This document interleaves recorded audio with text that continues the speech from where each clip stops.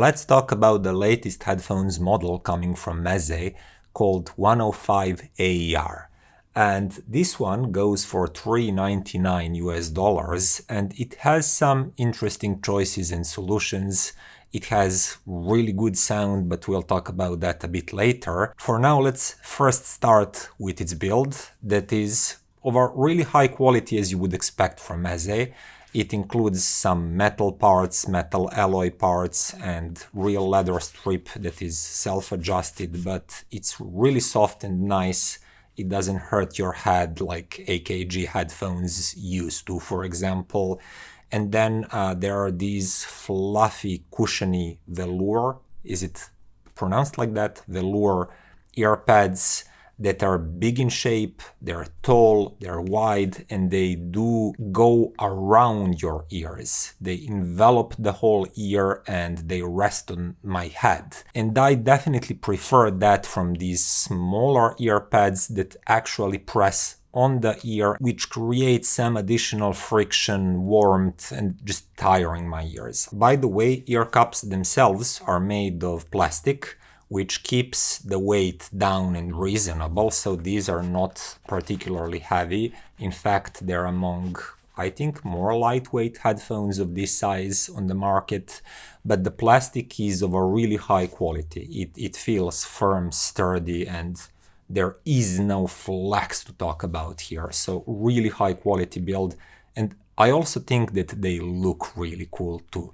On a more technical note, we are talking about open back design, meaning that these are not closed, they do not isolate you from the surrounding noise or surrounding people from your music, as well as closed back design.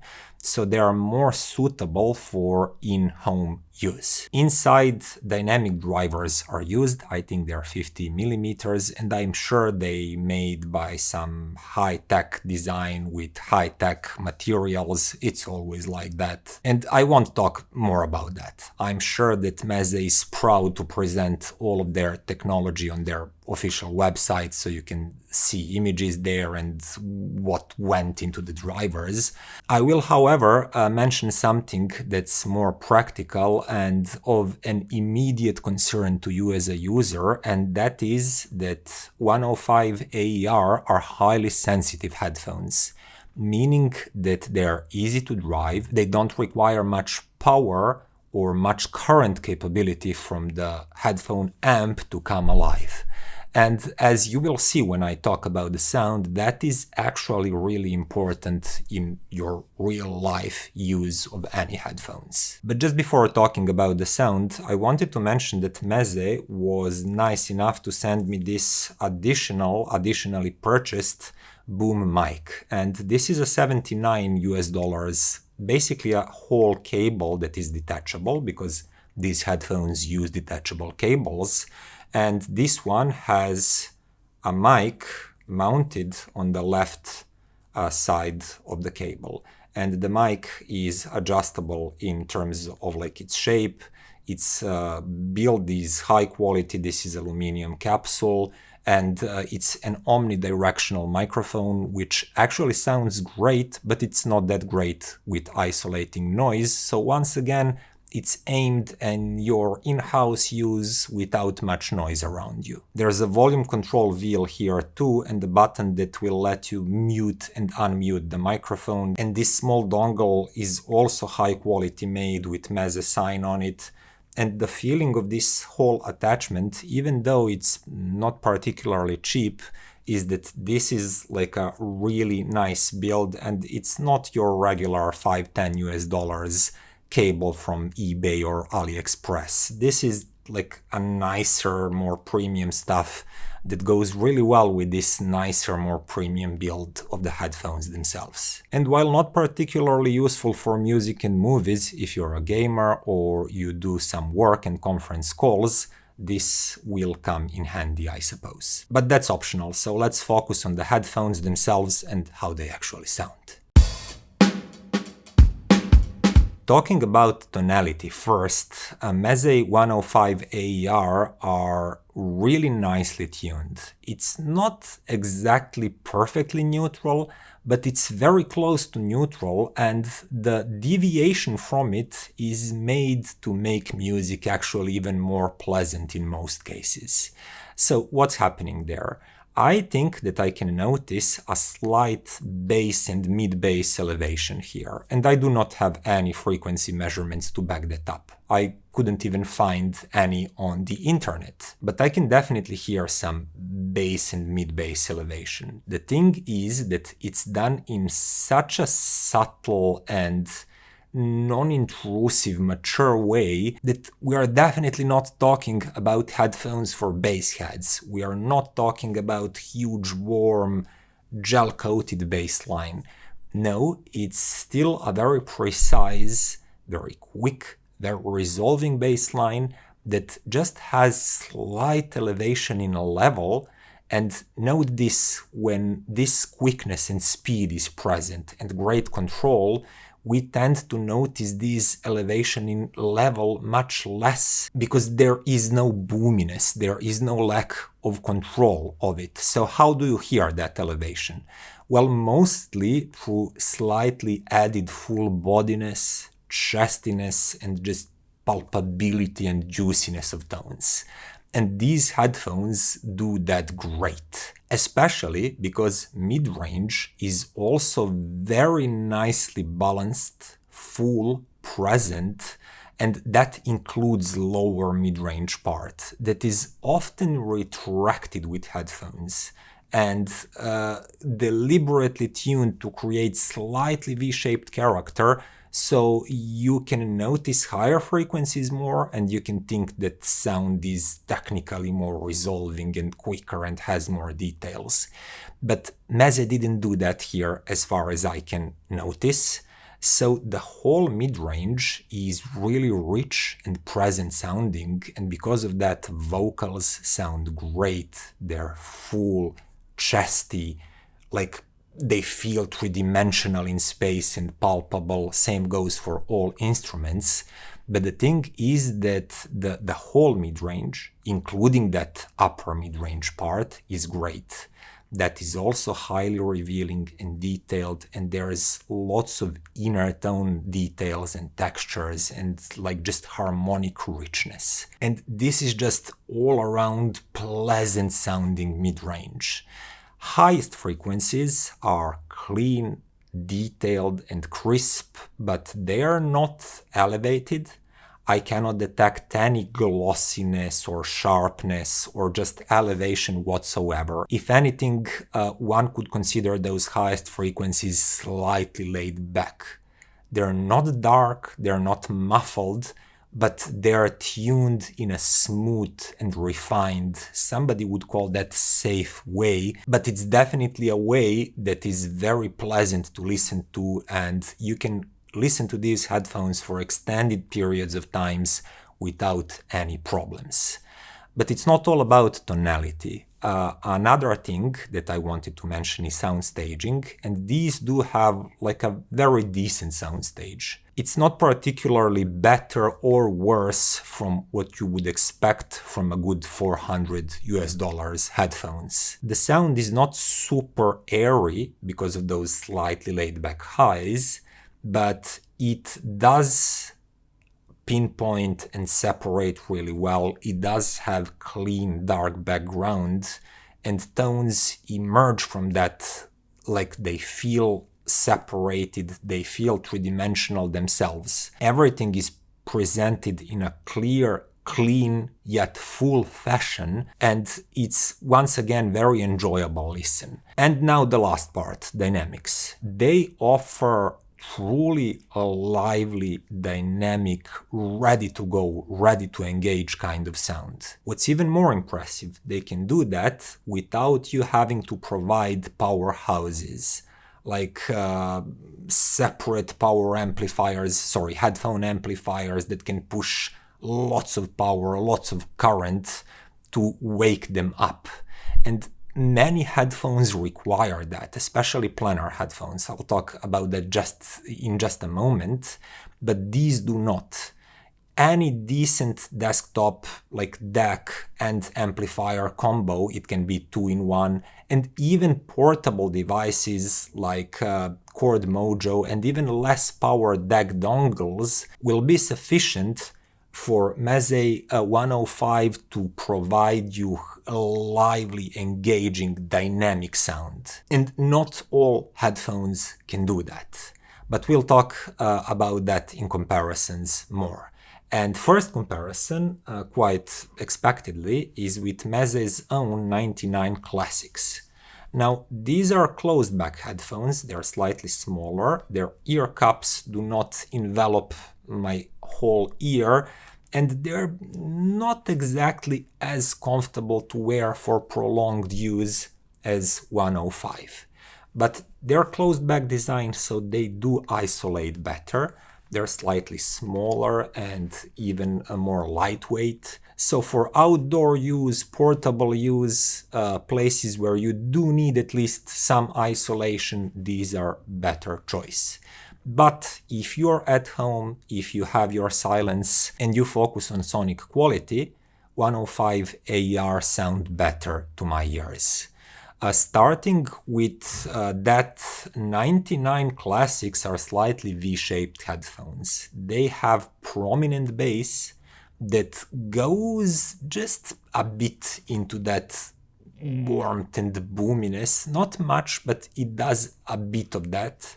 Then laid back retracted mids and a bit of a spark in higher frequencies, which creates very pleasant and attractive sound signature, but that's definitely not as neutral as 105, it's more V-shaped. When you compare them directly, 105 has more controlled bass line that's equally punchy, equally engaging, but it has better control, speed, edge clarity, and those low frequency transients, and also the tone texture in bass region is better with 105. Bass is simply slightly bloomier on 99 Classics. Then the mid-range is more present and fuller with 105. They do not have that same V-shaped kind of sound that Classics have.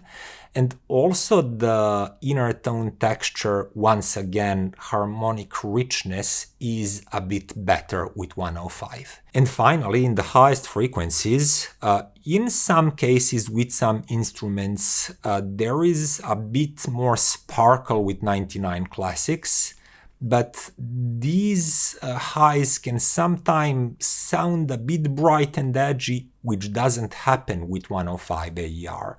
Highs on 105 are maybe a bit more relaxed, but also more refined and smoother, which all results in me preferring 105 clearly between these two. But I know that not all of you would agree with me. Some people like V-shaped responses, some people like slightly overblown bass, and also there are objective pros of having closed-back design if you're going to use them outside. So 99 Classics still have their place and can still be a really great choice for some. Now, this next comparison is very, very interesting, and you'll see why. It's with Verum 2 headphones that are planar headphones, and their pricing also starts from 400 euros, so it's quite comparable.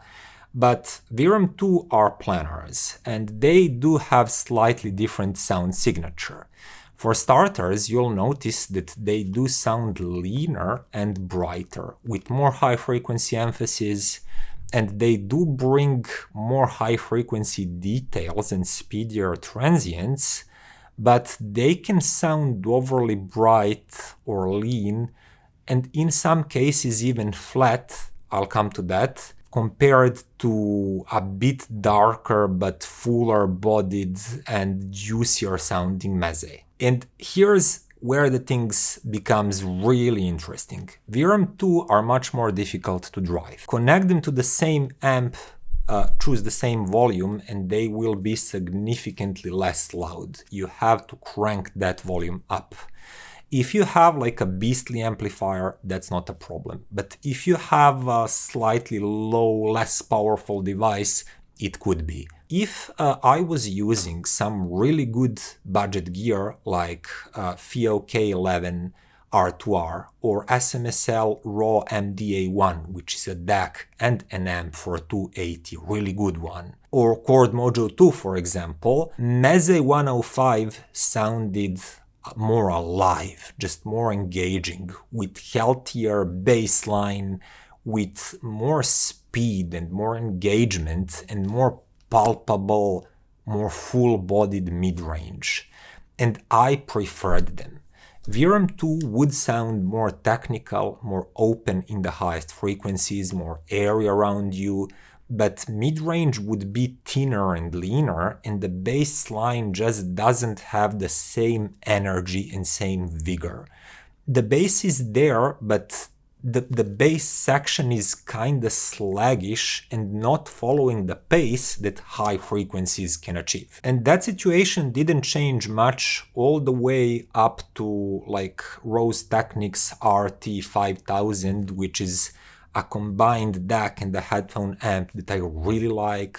It's also not weak in terms of power at all, but even with that amp, I definitely liked Meze more. They performed bolder, more engaging, and Verum 2 kept sounding more flat and just not as lively. But once you start going into pricier stacks and more powerful headphone amplifier, and for example, I clearly could hear that using Geshelli Labs J2S and Irish 3 Pro DAC and the headphone amplifier, I noticed that Verum 2 finally comes alive, and the bass becomes punchier, quicker, transients more explosive, just the sound becomes more explosive, while of course still having those upper frequency technicalities, slightly more better tiny detail retrieval, slightly quicker transients, and just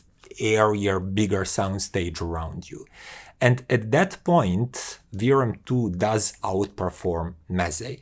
But this makes for a very, very weird review and comparison, because that stack, the Geshelli Lab stack, for example, is a $1,000 stack, which is more than twice the price, 2.5 times the price of these headphones actually. And if you invest that much in electronics driving your headphones, you will squeeze more performance out of Verum 2. On the other hand, I think that 99% of the users out there that are considering buying these, they will not make this kind of pairing. Instead, the chances are that the vast majority of you will use something like SMSL Raw MDA1, which is a great DAC amp combo, or Chord Mojo 2, or that Rose Technics that I mentioned, etc.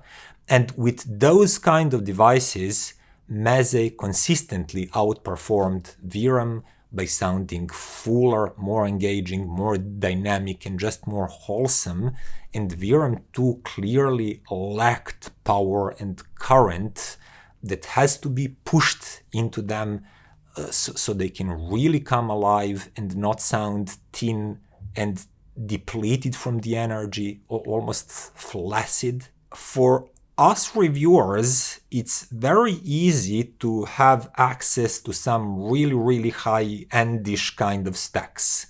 For example, I can use that Geshelli Lab stack, or Auna S17 Pro with a great DAC, or even Harmony headphone amplifier that is $2,700. And I can say, well, I will test both of these headphones at the best possible hi-fi setup that I possess, and I can conclude that Verum 2 are slightly better. But in reality, most users, most buyers will not use them that way. And when you pair them with something that is much more realistically for them to be paired with, those positions change. Meze scaled down much more gracefully. It holds its performance and dynamics much better, while Verum 2 and many other planners have much more severe performance fall-off depending on what is driving them. And in that sense, for most of like normal non-audiophile crazy people that are not collecting several different headphones, headamps, and DACs, that are just asking me what would or what should I buy if I can spend like $600-700 US. I want amplifier, all the electronics I need, and headphones. What should I buy? At this moment, I would suggest something like SMSL Raw MDA1 for $280 and Meze 105 AER. That combination is $680, and it would provide you with a really great, full, wholesome, engaging, highly detailed, just lively sound. And on top of that, if you carry them with you, if you connect them to any portable low-power device, they will once again sound really, really good, unlike many other big headphones out there. So this is a product that is easy to live with. It's a product that you, I suppose, start liking even more with every day and different situation that you can try them with, but they never let you down and demand more money and more power to actually sound good. So truly and honestly, Meze 105 are an easy recommendation from me. And with that, I hope you liked the video. See you next time.